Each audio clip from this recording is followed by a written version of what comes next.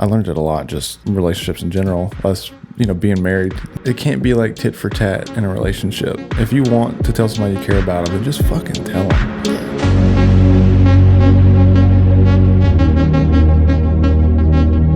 This is the Atomic Souls Podcast. Communities. Yeah, I think every step of the recovery journey, there's a new community that needs to be found. Yeah. I think either you have, those one or two friends that kind of level up with you, and go down the same journey. But if they're not on the same journey and at a similar pace, then yeah, you have to find new groups. Yeah. I think that's hard for a lot of people because it's hard if you've been like drinking buddies with these people for your whole life or using buddies, and then you're like, oh. Well, it's just hard in life in general. And we've seen it happen, not to name any names, but we've had a couple of people that we saw a ton of potential in here, and they just could not get out of that old high school crowd that they had. Yeah. Because they were in recovery, but they couldn't get out of that like early recovery crew. Right. They all bonded with. They all had multiple years of sobriety. They just couldn't get out of that mindset of just focused on every day being sober. Like, that's cool. There's nothing wrong with that, but that's baseline. Like, got to level up past that. Yeah. And it feels, I think a lot of people, it's kind of like going to college or like school as a kid. Like, you bond, like trauma bond with people. Yeah. You're always with them. So like you're with them in rehab or in the rooms. And so it's hard to let go of those friendships because they do mean a lot to people. It's hard to like level up out of that friend group. Yeah. Yeah, the dynamics have to shift. Similar to like my dad. My dad's one of my best friends now. He was not my best friend when I was 16 years old, though. He was, the enforcer back then. Yeah. And, kind of the same thing. Like, at that time, he could not be my friend. We were not meant to be friends. Yeah. But I kind of leveled up, and I'm at the point now where that is the relationship that me and my dad have, and I love that. Similarly, the people that I was best friends with back then, I don't talk to at all anymore. Yeah. I talked to John, like John and Brittany. That is the only people I can think of from back then, and Thomas. But it's 3 people out of the 100 that I hung out with back then. 100? Like 2 friends. I had a lot of friends in high school. Okay. High school was different. Like, it wasn't about, I was still a very introverted person, but I was in the spotlight a lot with basketball and music and all these things. Yeah. So maybe not friends, just people that were always around. Acquaintances. Yeah. Yeah, I think you went separate ways than most people from high school and then college era as well. Still talk to some of those people, but just like different life paths. Yeah. And that's okay. Well, I think there's 2 different things there, right? Like, you have some people that I love the concept of leveling up, because you literally just level past them. They have no desire to be more than they are. You do. That's not an equally yoked situation there. You have to move on. But it doesn't mean it's like good or bad. Like, it's just like, if that's what they're choosing, and this is what I'm exactly. choosing. it's not good or bad for a relationship. It's what's best for you personally. Yeah. And then you have the other scenarios where life just takes you in different directions. Talking with my buddy Sean yesterday from the boats. We sat there and bullshitted for an hour and a half. That's the first time we've talked in a couple of weeks. Yeah. We check in probably once a month or so. But at one point, we spent every single day together. That was, him and Jay were my best friends by far. Yeah. Still love both of them. And I would not say that I've leveled past them or done anything different than them. They're very successful people. Life just went in complete opposite directions for me and them.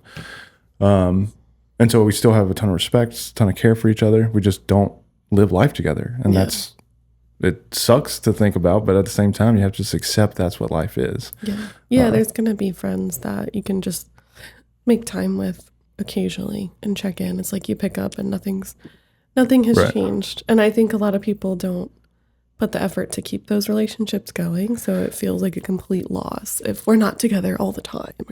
So that is the thing that I have learned. I learned it a lot, just relationships in general. Us, being married changes your perspective on things. But you can't. It can't be like tit for tat in a relationship. If you want to tell somebody you care about them, then just fucking tell them. Yeah. Like my buddy Thomas, I was driving down the highway a couple of months ago, and I was just like, I haven't talked to Thomas in a while. I'm gonna give him a call. Yeah. And like, I hadn't talked to him in probably a year. Like, actually talked. We like text every once in a while. I call him up. He's like, dude, you have no idea how much this meant. Like, I've really been struggling, and I needed this call. Yeah. And it wasn't like, well, he hadn't called me, so I ain't going to call him. That type of bullshit. Just like, hey, that's my buddy. I want to call him buddy and tell him I love him. Yeah. And I did, and it was a huge impact for him. And I think a lot of times we just get in this mindset of like, well, they're not reaching out to me. They don't care about me. I'm not going to act like I care about them. Yeah. Okay, well, you're just fucking yourself. Or they're too busy. I think a lot of people assume that we're too busy. Yeah. And so they don't check in with us. Yeah. Like, oh, well, you call me. It's like, okay. Well, The phone goes both ways. yeah, it was a conversation I had with Frank. Where I literally told Frank that. I was like, yeah, man, I think about you sometimes and I just don't text you because I know you're busy. He's like, no, brother, please text me. Right.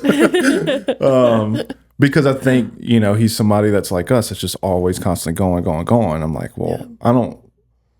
I don't have time to, necessarily sit down and hang out with people because we're busy, but I can respond to a text real quick, stuff like that. Yeah. I don't know. It's just something that I've learned as I've grown older is we've talked about this a lot. Like, I'm going to be who I'm going to be. Like, when you look at me, it's a reflection of who I am, not a reflection of who you are. And I take that into relationships. If I want to have a relationship with somebody, I'm going to invest in that relationship, whether it's being reciprocated or not. Yeah. I think I've noticed a lot of people, myself included, over the years, it's hard to, there's a whole concept of like, your like 5 closest friends are who you are. Right. And it's hard to let go of those like bonds that you have and like that identity you have with those people, and to change it, there's a lot of like, I don't know. What's opposite a bad version of independence? Isolation. Codependence? Oh, isolation. It's very isolating to like have level up dreams or to like want to go on to another journey, and if people take it personally, and so it can be really shamed, a lot of guilt to like move up and move along in your journey. But I've noticed that when I've had those experiences, those were not really like true friends. Yeah. They were trying to keep me on their level. I actually saw a quote that was like, just because somebody doesn't understand your dream doesn't make it wrong. It's like they just don't understand it because they don't see the vision. Yeah. So I think that's huge, is like knowing yourself, betting on yourself and going for it. Well, I think I like where you went with that. Something that I've dealt with a lot, exactly what you're describing, is that isolation of like, as we've, just grown in our careers and in the businesses and stuff, it's become very isolating because, typically when you hang out with friends, what do you talk about? You talk about your work week and what's going on and, the wife and the kids and the latest football game, whatever the case is. And those things are just so different for us versus majority of the people that we're around. And it would turn into, conversations would turn into where I was not intending to be, boastful or prideful or anything like that, but it would come off that way to other people because they're like, oh, you're just saying you got all this shit, you got this and that. We were talking about that the other day. Yeah, and it's not hard to tell people our successes. Right. That's not the case at all. It's just like, well, shit, yeah, that's what's going on in my life. This is what's going on. I'm just celebrating my life. But then you'll have those 1 or 2 buddies that you are on very different levels with, whether that's they're way above you, way below you, whatever the case is. And they're like, dude, I don't even know what the fuck that means, but I'm happy for you. Yeah. And that's the people that are really your true friends. Like Garrett, I'll tell Garrett stuff. And he's like, that's awesome, man. I'm so happy for you. My dad, same way. And there's like Scott's a business partner, so we share stuff with him and stuff. But I really, outside of like that little bit of group, have like Kevin and Blaine, Tyler. But like that's how you know when somebody's really your friend, is they're not trying to, they don't benefit from it at all. Yeah.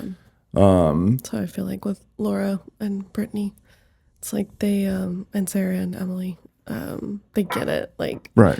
They're like happy for me, even though we're all on very different career pathways. Yeah. But they just like, so we all celebrate each other, and are going to be excited and not put our own, like, I think a lot of times people who aren't excited for you are putting their own negative beliefs onto you and like make it about them. It's like, oh, well, I'm not doing that. So, well, they can't be excited for you. That's something that I think is specific to different demographics too. Like Austin seems to have a very competitive nature in that regard. To where like my friends back in Louisiana and like on the boats and stuff, they don't give a shit. Yeah. Like they don't care if you're making $40,000 a year, $400,000 a year. Yeah. They like what they like, and if it's different than what you like, that's cool. You do you, I'm gonna do me. Yeah. Do you feel like Louisiana culture is very much like that? Like the rich people just walk around in like Joe Blow. Right. And they're out there like catching the gators and stuff too. Like you would never know. Yeah, I mean, I have friends in Louisiana that make $400,000 a year, and they live in a single wide trailer because that's what they like. They like to buy a bunch of fucking toys and hunt and fish, and where they put their head at night, they don't really care about. Yeah. And happy as could be, and I'm happy for them. Yeah. You don't get that around here much. Austin, I think Austin attracts, at least the last like 10 years, attracts people who are trying to like level up or showboat or right, like climb the ladder. They're much more concerned with what everybody else thinks of them rather than what they think of them. Well, it was a cool place to move the last like 10 years because it's Austin, so it's like a status symbol to live here. Yeah. And so I think that's the kind of people moving in, and so it's hard to get away from the whole like status comparison of like, oh, you make this much, oh my gosh. Right. Yeah. That's one thing that I miss from Louisiana. I mean, there's a lot of things that I don't miss. Yeah. But I do miss just the like genuineness of the majority of people. Like they just very genuine, very just down to earth. Like they don't care what their Instagram feed looks like and all that shit. Yeah. I think we were maybe looking for that when we moved to Kyle, but it's grown so much. Yeah. It's no longer a local place anymore. I was talking about that with Trevor while we were up there visiting them. Yeah. Because that felt like their neighborhood old felt Kyle, very right? Much, yeah. Like it's just cow pastures and farmland and stuff. A couple of local restaurants. The neighbors were all in their business. Right. That's what Kyle was like when we moved there. Yeah. And then 10 years later, it's 100,000 plus people in that little town. Yeah, it's mini Austin. Yeah. Yeah. But anyway, moral of the story, leveling up, finding new friends, good thing. Difficult thing, but good thing. Yeah, it's hard because it's lonely when you first are leveling up. You got to like look for the people who genuinely support you and are in the same next level. It's also hard because like I've gotten stuck at some levels with people, and then it's like the whole cycle happens again. I'm like, oh, I feel called to the next level, and I gotta like kind of pull back on this or that relationship. And yeah, it's a never-ending cycle if you're trying to grow continuously. Yeah, I think that's an extroverted thing. Because for me, you found your level. Well, for me, I'm constantly just full steam ahead, moving forward. And if you can keep up, great. Yeah. If you can't keep up, that sucks. Yeah, more relational. I would say what's difficult for me is a lot of times I feel like I'm getting stuck, and everybody else around me can see that I'm not. But to me, I feel like I'm turning my wheels. Yeah. I guess that's not so much about relationships. That's more to do with just like personal development in general, or business. But I'll just kind of get in this funk because I feel like I'm not making any forward momentum at all. And then I have to have those outside perspectives, like kind of, I don't know, help me lift my head up to see the forest kind of thing. Yeah. And it's good to have those people around you. Yeah. I think that's where having the equally yoked friends is really important because they understand it. Yeah. Like hanging out with Kevin and Blaine and stuff like that's really beneficial for me in that regard, because there'll be those times where I feel like, man, like here recently dealing with the expansion to get days going. It's like we just keep hitting right at that threshold and then we'll drop, and right at the threshold and then we'll drop. And I was getting really just pissed about it and kind of venting to Kevin the other day. And he's like, yeah, but you have this and this and this and this and all those things are going really well. I'm like, yeah, I guess so. Because I'm so tunnel vision in on this one fucking problem that I forget all these other things are killing it. Yeah. Yeah, no, that describes the last 6 months, because people are like, how's it going? I'm like, oh, can't get past. I'm like, but like everything is great. Like, Right. I'm just expressing my frustration. Yeah, it's like the one thing that's like, the stuck point. But Right. like the team is great. Right. ASP is great. Like, it's just family's great. Like, it's just, yeah. You need those people around you that can remind you of that. Refocus, like what you're focusing on. Actually going out to like network again has helped me, because people are like, how's it going? And I'm like, my brain wants to go there, but then I'm like, they don't need to know that. Like, that's like, it sounds like such a stupid thing to like share. Like, Right. We can't get past 25. Like, that's like nothing. It helps bring things into perspective. Yeah, I'm like, team's great. We're killing it. Clients are like loving it. Alumni's thriving. Like, things are going well. Yeah. Even if we can't get past 25, it's fine. Things are going well. Yeah. So yeah, I think community, helps refocus like what's going on in my head, because I'll be also like stuck on like the one thing that's not going right. It's really important to have people that you can invest into. It's the same thing as like sponsorship. It brings you out of self, which is really important. And so I have those people as well. Like I have friends, equally yoked friends, but I have those people that I'm investing in. That's a really important relationship. The book that I was reading was talking about as well, bringing up strong men. You need men that aren't the father figure or a relational figure that are investing in them. And that's one of the biggest keys to success. I wholeheartedly agree with that. Yeah. I had some shitty coaches, but I also had some really good coaches coming up in sports that helped, mold me into who I am today. And if my dad would have said the exact same thing, it wouldn't have mattered because it was coming from him. Yeah. I think that happens to us a lot. It does. It like, frustrates me so much. 5 years. And then somebody else says, I'm like, oh yeah, that's a great idea. That happens a lot. I see it happen at the office a lot too. Where it's like I'll be telling someone something for weeks in supervision. Then I'll get Lori to like step in and like say the same thing. And then they like actually try it out. So it's like utilizing people to help move along growth. We need good and bad communities so that we can know what we want and where we're going. Yeah. Like you can't appreciate the good if you don't experience the bad. Yeah. And I think it's been cool to like give back, like you were saying, to the next generation, to those who want it. It's cool to see the applicants we have here. The current team is like all pretty like fresh, but like diving into stuff, like learning what different levels of psychosis are. Right. And, learning diagnosis and what's this versus that. There was one client that had kind of a bunch of symptoms, so we printed out 4 different diagnoses lists, and we're like, all right, go through this with them and like highlight what sticks out, and we'll kind of go from there. And it's been cool to invest in the next generation and see them grow. Yeah.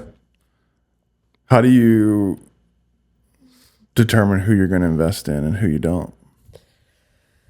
Well, that's hard. Well, my supervisees is any LPC associate that comes in the door. I am investing in. Yeah. I think, like you said, like I give it my all. If they're not giving it their all, then we have a conversation about it. Yeah. Or they just leave. Like that happens too. Yeah. So, yeah, I think if they're not open to the feedback I'm giving them, then it's a harder conversation, because a licensed supervisor, they tell you, like, you are a gatekeeper. You have to gatekeep the license, because some people are lazy or egotistical or like just have bad intentions. So you as a supervisor are responsible for their behavior and their clinical growth.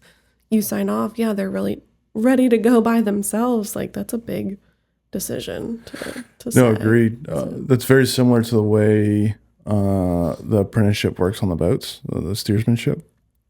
Is the captains are supposed to be the gatekeepers. Because essentially the way a steersman works is they are an apprentice under the captain. Yeah. So the captain trains them, but then towards the end of that apprenticeship, you have to do what they call check rides. And the check ride is supposed to be a captain that you've never worked with before. So he's supposed to be non-biased. Yeah. And he's basically the gatekeeper to say, hey, this man can be cut loose or not. And a lot of times what happens is they get so much pressure from the office of, we need new wheelmen. They just turn guys loose and don't gatekeep. Yeah. And I think that's at the detriment of the industry as a whole, because here's the deal is, not only are you endangering the crew that's working with him, you're endangering every crew that works around him. Yeah. And so in therapy, it's very similar. Not only are you endangering that client now because you're going to have poor client care, you're endangering everybody that interacts with them, because they're going to have this warped view of what healthy relationships look like. Yeah. And so I think a lot of people don't realize how important that gatekeeper position is when it comes to supervision and apprenticeship and stuff like that. Yeah. Yeah. I mean, it's playing out right now in the news and the psychiatry world, but it's kind of translating to therapy. The psychiatrist in the Lindsay Clancy trial, like, she wrote bad notes, and now she's literally on the stand. She's like, I know what I wrote, but it was wrong. It's not what I meant when I wrote. And the lawyer is just eating her alive. Like, what do you mean that's not what you meant? You wrote that. She had that symptom. Now you're saying she didn't have that symptom? She's like, well, I just wrote it like, I wrote not da-da-da-da-da, but it was not this. It wasn't just not this one. And so the importance of process. Yeah, the importance of learning how to do that. Like, it's been, I think the last 5-10 years, a lot of therapists have been cut loose, and there was a deficit and need of more therapists and psychiatrists. And so I think people were just pushing people through. Well, but that's a prime example of the detriment that can happen. There's also this case brought up, they allowed LPC associates to have private practice now.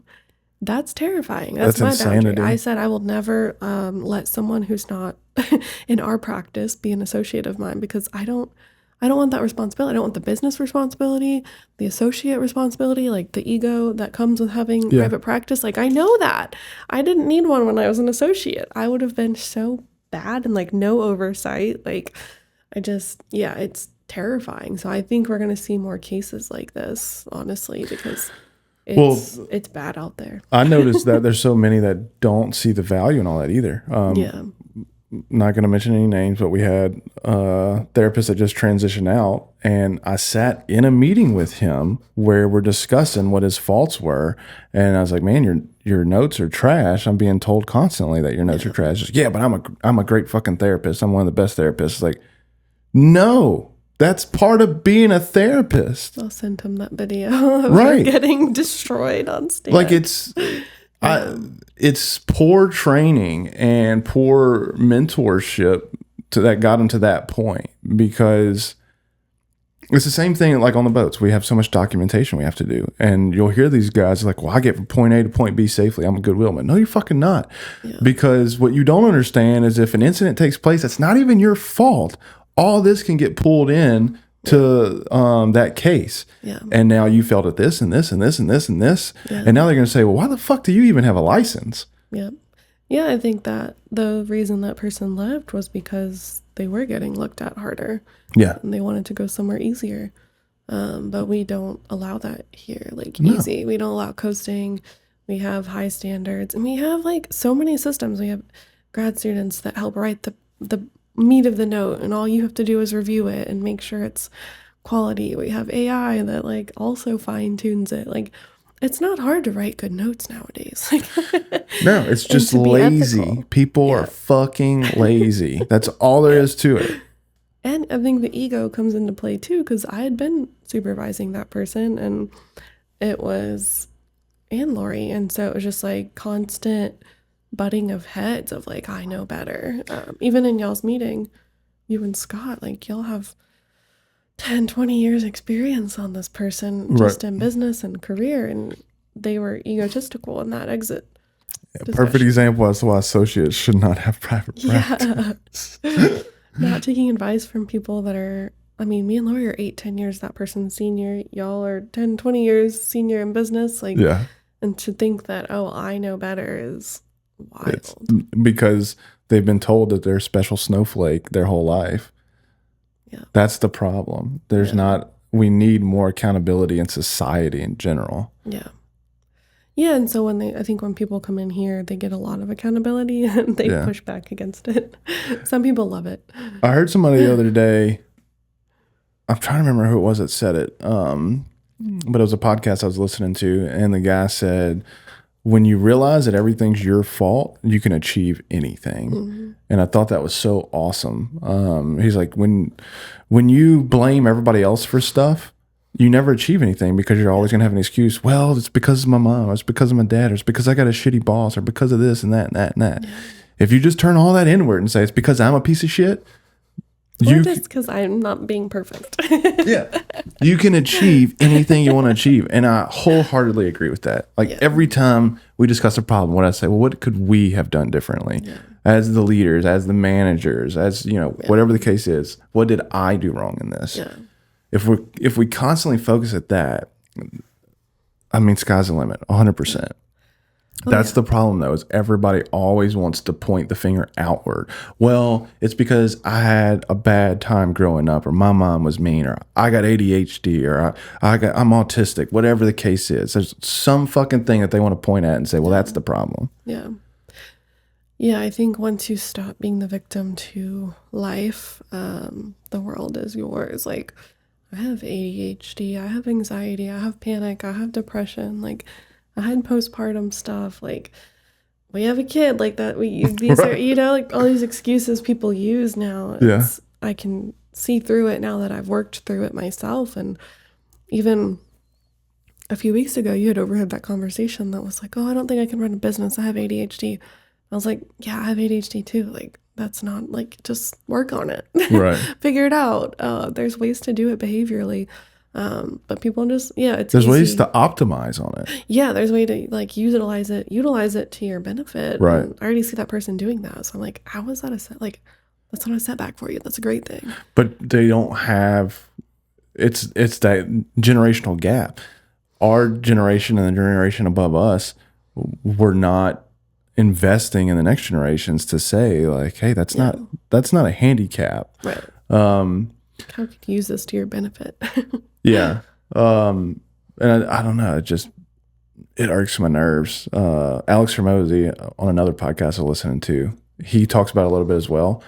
He said, he'll get these guys that will come to him crying, saying, if it wouldn't have been for this, if my wife would have just stayed with me a little longer, or if, my kid wouldn't have had cancer, or these legitimate problems, then they're I would have been successful. And he's like, yeah, you're right. You would have been. That's a legitimate excuse. Because if you're going to accept that, then that's the reality. Life is not fair. It's fucked up. Yeah. either you just say, all right, I'm going to deal with the fucked up shit and I'm going to do it anyway. Yeah. Or you say, oh, well, because of this and this.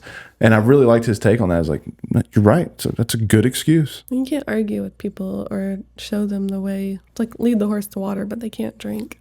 Right. And so those are horses that are just standing at the water going, oh, well, there's a little dirt in it. I'm not going to drink it. Don't fucking drink then. Yeah. Yeah. Okay. You can't force anyone's hand if they're going to make excuses. Yeah. Yeah.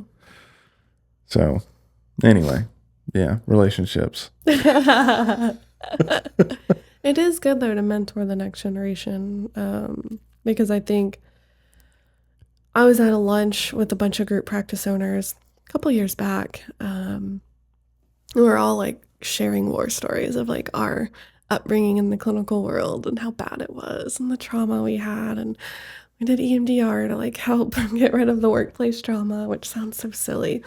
But it's like, I hate to be that person, but like how cool that there's like 10, 15 of us here making our own facilities happen. Right. And we're all getting supervisor status now. And so we're breaking that like clinical generational curse of bad toxic leadership. Like, how cool is that? Like, that's just dope. Yeah. I see it a lot happening. I think there are a lot of us taking, I don't know, the stand to like change it. I think it's again, talking about leveling up, it's the group that we hang out with now. Yeah. We hang out with like-minded individuals. Yeah. Yeah, it's cool to see that. Yeah. Unfortunately, there's a lot of people that don't think that way. And those are the people that I'm like, you can do more. Supervisors approving associates to have private practice. So right. Those are not in that group with me. Yeah. I just can't, like the liability is wild. Yeah. It's just a lot. I don't want that. It's the but people don't know. They don't think it's gonna happen to what's them. the thing called? Dunning-Krueger effect. Dunning-Krueger effect. Yeah. They think they know everything right now. You have to have a bunch of ego deaths. And it's been cool because like even though that person that left was not able to get their ego death here, there was another person that was kind of opposite but similar track. But had their ego death and kind of came through it the other side. And is their last day of school was yesterday, and they're going to get licensed in the next month. And it's just cool, like, to see how different people respond to. And this is someone that you would think would crumble under feedback. Yeah. And they have risen to the occasion. So it's cool. Yeah. Being able to adapt and pivot are huge. I remember... I think it was a guy from Austin Chambers. I had coffee with him. We had met at one of the Austin Chamber events, and he was wanting to start his own thing, doing consulting and stuff. I was like, that's awesome, man. We should grab coffee. So we grabbed coffee, and he kind of tells me his business model. And in the meeting, I'm identifying like you're not targeting properly. Like you're improperly positioning yourself in the market. And so I told him that in the meeting. I was like, look, man, I like what you're doing. You're offering a lot of value, but you're positioning yourself incorrectly. You should position yourself this way. And this will actually have client acquisition opportunity for you. Well, I don't know if I'm prepared to do that. I was like, I get like that's not the model that you have here. I'm telling you the model that you have here won't work. Nobody's going to buy this. Because he was basically wanting to just be like a fancy accountant, but the target demographic wasn't going to work. Like he was wanting to do like fractional CFO stuff, but he was targeting a very not low income, but like owner operator businesses. They don't value that. Owner operator businesses are not that. There's a reason why they're owner and operator still. Right. And so that's a hard sell. Right. I was kind of talking through how he would position himself in the market differently to where he could target a different demographic. You want manager operated businesses to be your target. The middleman who's sick of their current CFO. Right. And what was happening is he was having what do they call that? Like where he didn't feel like he was adequate enough. I can't remember the word. Imposter syndrome. That was it. He wasn't calling it that in the meeting, but that's what was happening. Yeah. Is he was feeling overwhelmed by. I was like, dude, we're talking about the exact same thing. Yeah. The only difference is you're going to do it with a few more zeros on the end of that number, Right. because instead of a $2 million business, it's going to be a $200 million business. But that's who will spend money on these services. $2 million business will not. No. That's going to be a massive margin for them. It's going to be sub 1% on this other business. Yeah. And I saw some stuff from him the other day on Facebook. He still has not gotten off the ground because he can't comprehend pivoting, and he can't get out of his own way with the imposter syndrome deal. He's like, well, I've never worked with a client. You ain't worked with any client. Right. Like you don't exist yet. You're just an LLC. And if you don't do anything for the next 5 years, you're not even going to have that, because the federal government's going to say, well, you're not a real business, and they're going to terminate you. That's hard, because it's like he's trying, but at the same time, he's not taking advice from people who have more success. I think we see that a lot in community. It's like, get comfortable in like the level that you're in, and you don't view people above you. You're either too scared or you write it off because you don't believe in yourself. In that situation, is 100% too scared. Yeah. And it's, or you think you know better.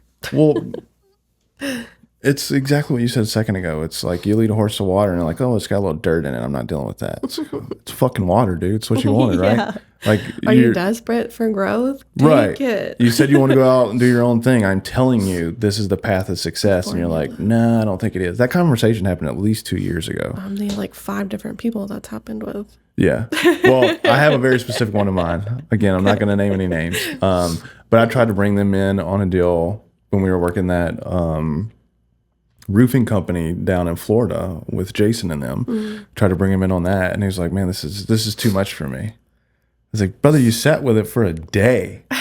Like, if you came back in a week and you're like, hey, I'm 90% of the way there, I can't figure out these last couple of pieces, then we figure it the fuck out. You don't just give up on day one. Yeah. And yeah, I saw some stuff from him on Facebook the other day. He still is doing nothing. I mean, whatever. Yeah. Again, that's why I like the Alex Hormozy thing. I'm like, you know what? That is a good excuse. You're right. You're not prepared for this. Yeah. Because if you don't believe in yourself, then you're never going to be prepared. Yeah. I came from the very opposite end of the spectrum on mindset of the fake it till you make it. If I do enough of it, I'll figure out how to fucking do it correctly. Yeah. And that's always been my mindset. Like with the marketing agency, we got clients first, and then we figured out how to service those clients after we got the clients. Yeah. They're like, oh, you want SEO services? Yeah, I can do SEO. And then get on fucking YouTube. How do I do SEO? And we sucked at first, but then we got really, really good at it. We do AI search. Right. It comes to the clinical world. I knew nothing about therapy and treatment and stuff when we got into this business. And now we're 6 or 7 years later. I know a lot about it. Yeah. Well, yeah, it's clinicians too. Like, you don't know how to implement skills. You know about the skills, but it kind of is fake it till you make it. You got to test out like what skills you want to teach and theories you want to work from and see what sticks for you. Right. So people are like, oh, that's outside my scope. Like, why don't you try it and see if it works? And if the client's open to, like, you know, just be honest. Be like, this is a new territory for me. Are you open to, like, working through it together? And, like, I was going back to 10 years ago, they didn't give a shit back then. They were like, oh, you do your work and you get it done quickly. Here's 10 more clients that are the hardest clients ever because you're a hard worker. So we know you're going to do well with it, even though you're a piece of shit. Like, there's really weird messages going on. But yeah, I try to, like, teach our grad students and associates, like, we're giving it to you so you grow. Like, it's, you know, it's okay if you never do anything, expand out of your what you know. If you never do anything new, then you never grow. Like, if you only do what's in your comfort zone, then you're only ever going to do your comfort zone. It's going to be a little bitty skill set. Same thing on the boats. Something we were talking about the other day. They had an incident that took place, so we had to do, you know, the town hall meeting about it. And they brought out a concept that has always been a concept for me, but apparently a lot of guys weren't doing is, you know, when we're when we're going on a voyage, we have to do what we call a voyage plan. Well, in the voyage plan, you list, I'm going from point A to point B. These are going to be the areas of concern. This is going to be my destination. This is how I'll dock when I get to the destination, all those types of things.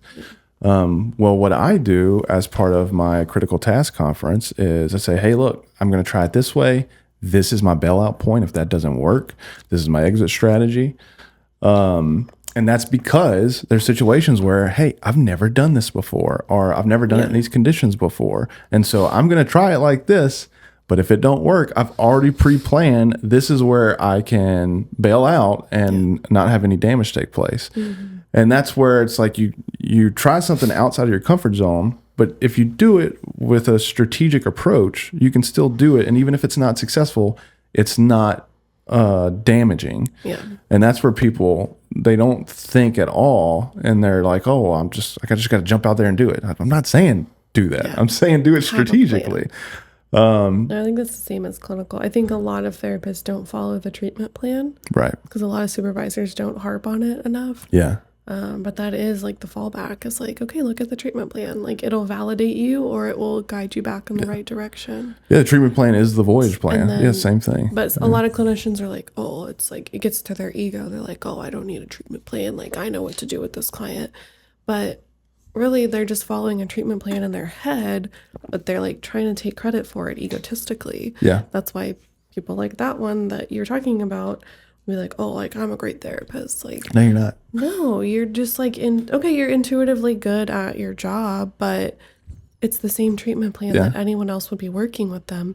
You're just taking credit for it, even though it's like literally studied science that this is how you do things. Just because you're doing it in your brain doesn't mean like that you're this whatever God's gift to humanity. If you're doing it in your brain, you're dumb. There's a reason for process. Yeah. That's the biggest thing that I notice with people that just young in career, young in life, whatever the case is they don't understand the value of process. Yeah. I don't remember how you phrase it, but the other day we had Jay Klein on, and he's like, his motto for life right now is to trust the process, don't rush the process. Yeah.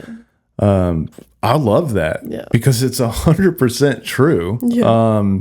Everything in life is about process. Yeah. Like the reason why you have an external treatment plan is because that is the process. We know the process works. Yeah.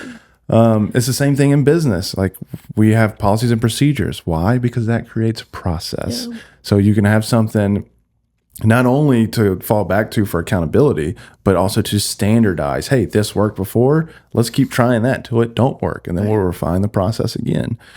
That is the biggest thing I notice when I see somebody and I'm like, okay, there's an immaturity in that aspect. Yeah. They don't rely on process or try to pretend that process doesn't exist. Right. Or that like they invented whatever. Like I had a huge humbling moment when I learned the theory behind EMDR. Right. And it was the exact theory I work from my own practice. And I thought I had made this like genius, like, like negative cycle, positive cycle theory. And it's literally what they're teaching for EMDR. I'm like, fuck. Somebody else monetized this already. But it was like humbling, but also validating. But I think a lot of clinicians, we just think that we're like, I don't know, people in general, we just think that like we know it all. Once again, everybody wants to think they're a special snowflake, and the reality is nobody is.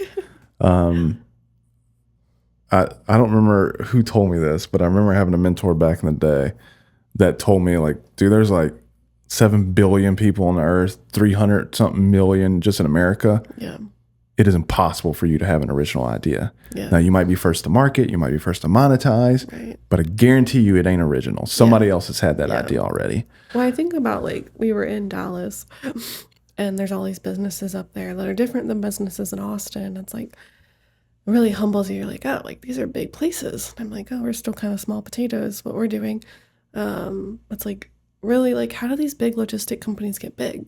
It was just some dude that like was hauling stuff on his truck, probably outworked everyone else, and now has a fucking huge ass warehouse in Dallas. Exactly. Like, that's probably how it happened. Like all these businesses started from someone who just hustled and didn't give Exactly.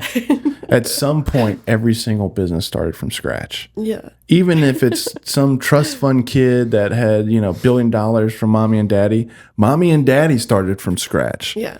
Like nobody just starts with a massive, There are some old money families, but yeah. but those old money families came from a startup. Yeah. That's my point. They didn't just get sent down here from God with $1 billion in their pocket. Yeah. Yeah.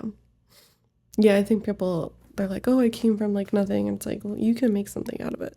Absolutely. Everybody came from nothing at some point. Yeah. Yep.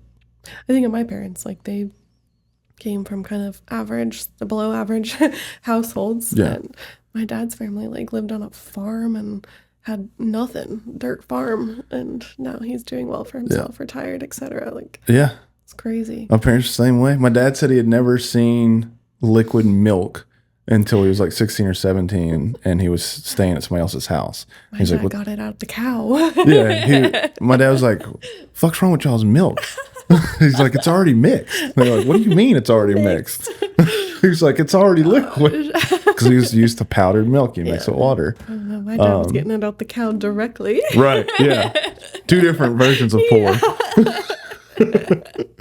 Yeah. I think my dad was getting it from the government.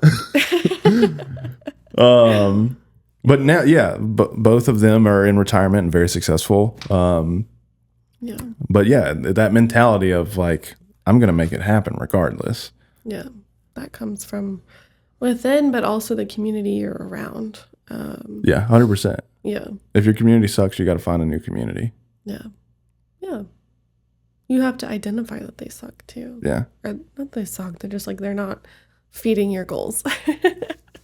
Yeah. Yeah. They had a thing a while back. I think it might have been 50 Cent that was talking about it. He talks a lot. He does. But he was talking about, It's great.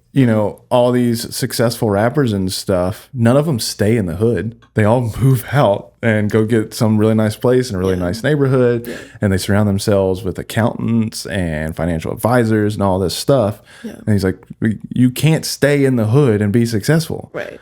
And I think that is a perfect analogy to all of life. Like if you want to have, a successful life in recovery, you can't hang out with the buddies that you were doing drugs with, and you can't hang out with the buddies that you got sober with. You have to constantly grow and get out of that neighborhood. Yeah. Same thing in business. Like if you want to be an entrepreneur and start your own thing, you can't hang out with a bunch of guys that are working 9 to 5 and going to shotgun beers on the weekend. Yeah. Vice versa. If you want to, invest into a corporate environment and climb a career ladder, don't hang out with a bunch of entrepreneurs because their life is very different than yours.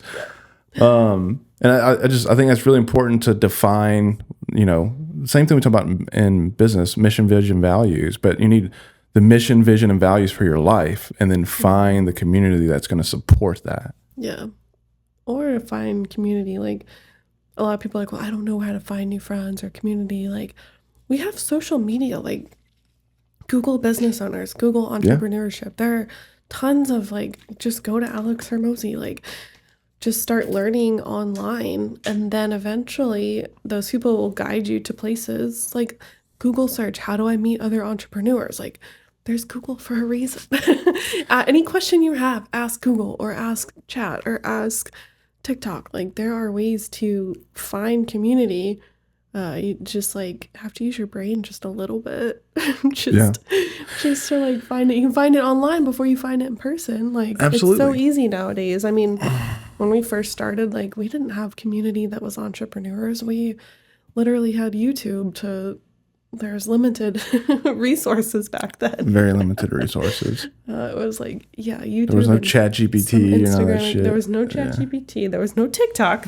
This is wild. Yeah. Back in the good old days. I thought TikTok was a teach you how to dance app. Yeah. But even you want to go do something on the weekend with sober people, get online and Google sober events in my area. Right. It exists. Yeah. Just have to search it out and you'll find it. It's going to be awkward and unfamiliar, but Angelique just got back from Atlanta She was hanging out with friends she found online in Atlanta. Other au pairs from South Africa. Exactly. They all went to Atlanta together. There were like 10 of them. Right. So it's crazy. if our nanny can do it, and she's from South Africa on the other side of the world. She's 21. Yeah. Anybody can do it. Yeah. She moved overseas at 19 and has found a community here. Right. Yeah. She's trying to level up. Yeah. I think another great opportunity for community too is, finding a local church or local run group or just groups that maybe you don't necessarily have anything in common with right now. Mm-hmm. Just engage with them and maybe you find something in common. Or there's like recovery groups. Like some of them have like, they're kind of split with like newcomers or like old timers. And so like finding an old timer group or like community that is doing more. Yeah. Find like a meditation place that has a bunch of old people going to it. Go to an AA meeting. Yeah. Even if you hate AA, I guarantee you there's 5 or 6 other people there that are court ordered to be there that hate it too. Y'all can go hang out afterwards. Yeah. There's ways to find people. You just have to get out of self. Yeah. Yeah. It's not easy. It's awkward. It's hard. But that's life. You either stay stuck and comfortable-ish. Life miserable, is awkward. comfortable. Yeah. You need to be uncomfortable enough to change. Yeah. Yeah, and like no one's, I think as kids, like we have parents and adults pushing us to grow, and then as we get older, nobody's doing that. Yeah. Well, so there's like a lot of people online right now. Nobody's going to come save you. Like, yeah, like that's so true. Correct. You save you. Yeah. Yeah. I mean, it's the same thing with people concerned about what does everyone think of me and what's my Instagram feed and all this stuff. Nobody cares. Yeah. Like in general, nobody cares about you until you find the relationships that will care about you. Same with career though, because I remember like I was like, oh, I have to climb the 9-to-5 ladder. Like I have to like be a therapist and then be a lead and then be a manager and then I'll be given the reins. Like it was so delusional. Like it's just, but that's what we're taught growing up. It's like that's the way to do things. And I just kept getting like beat down by these places and people that didn't want to grow. And so I was hungry for it enough. I was like, all right, I'll do it myself, like whatever. And now we're here. And so it's, you have to change the idea you have in your head too of how it should go. Pivot. Because I thought it should go this way. And then those places were like, no. So it's completely different now. Well, yeah, either you have to assimilate to a vision or you have to have your own vision. But if you're going to have your own vision, then you're going to have to get very uncomfortable. Put your money where your mouth is. I think a lot of people like to have their own vision, but they don't make the necessary changes. Or they want to be a part of something bigger, but they don't want to put the time in to do it. Sacrifice. Right. Like, I think Lori's a perfect example. Lori is a huge investor in what the vision is here now. Mm-hmm. That wasn't the case for many years, though. And so now she gets a say in how things are ran, but it's because she put in the time and the value to have that say, where you have other people that'll come in and day one, they start giving input. And it's like, brother, your opinion means nothing yet. Yeah. Come back in 3 years. Yeah. And then they quit because it's like, oh, nobody would listen to me. Because nobody gives a fuck.